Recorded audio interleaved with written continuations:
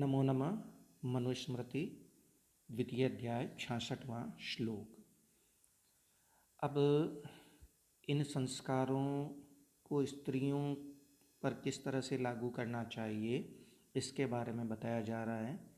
यद्यपि इस तथ्य से वर्तमान काल में सहमत नहीं हुआ जा सकता है, प्राचीन काल में क्या उनकी सोच दृष्टि रही होगी, हम यह अनुमान नहीं लगा पाते। अमंत्रिका तो कार्येयं स्त्रीणामाव्रदशेषतः संस्कारार्थे शरीरस्य यथा कालं यथा क्रमम्। स्त्रीणाम स्त्रियों के लिए, इयम यह, आव्रत यह क्रम, यह परिपाटी, यानी ये जो संस्कार हैं वे शरीरस्य संस्कारार्थम, शरीरस्य संस्कारार्थे उनके शरीर के संस्कार के लिए, संस्कृति के लिए, शुद्धिकरण के लिए,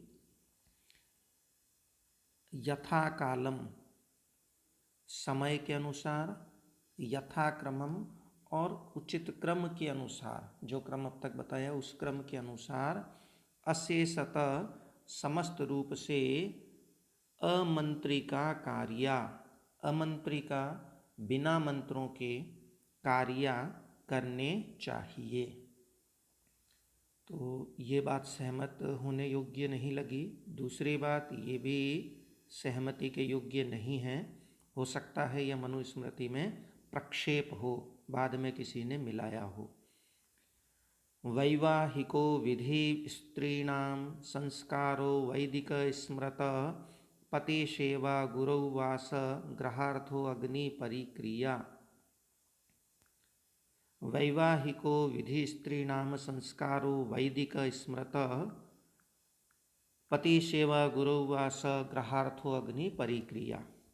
स्त्रीणाम स्त्रियों के लिए, वैवाहिको विधि विवाह की विधि ही, जो कि 15वां संस्कार है, उसे ही वैदिक संस्कार स्मृत, वैदिक संस्कार माना गया है, उसे ही यज्ञोपवीत माना गया है, जो समंत्र होता है, मंत्र सहित किया जाता है।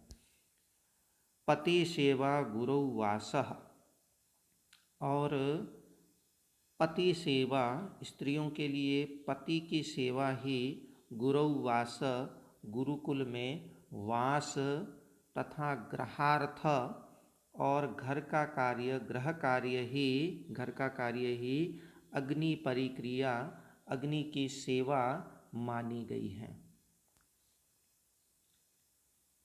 एष प्रोक्तो द्विजातीनाम औपनायनिको विधि उत्पत्ति व्यंजक पुण्य कर्म योगम निबोधत। द्विजातीनाम द्विजातियों के लिए,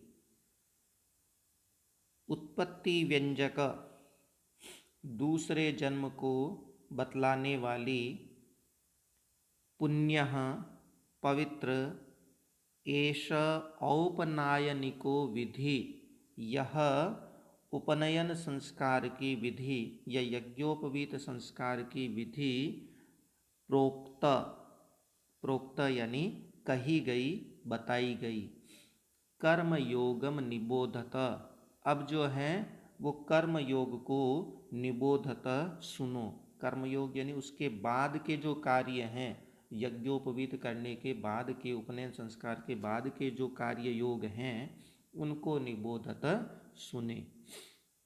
तो उसके बाद क्या किया जाना चाहिए, ये एक आरंभ देखते हैं। उपनीय गुरु शिष्यम शिक्षयेद शौचमादित आचारम अग्नि कार्यम च संध्योपासनमेव च। अब उपनयन संस्कार करके किस कर्म से योग करना चाहिए वो बताया जा रहा है।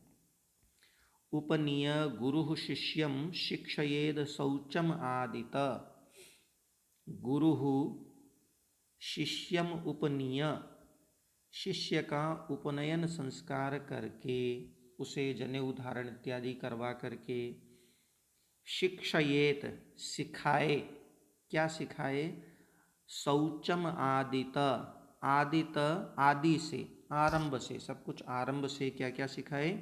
शौचम शौच कार्य, आचारम आचरण कार्य, आचरण, अग्नि कार्यम अग्नि कार्य यानी हवन, अग्नि सेवा, संध्योपासनम एव च, और संध्योपासन की विधि वो शिक्षयेत सिखाए।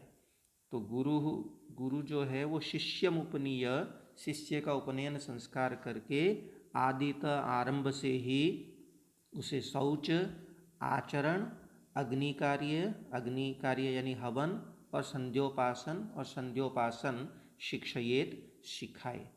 शेष क्या क्या सिखाए उसे हम अगले चरण में देखते हैं। तब तक के लिए आपका धन्यवाद। नमो नमः।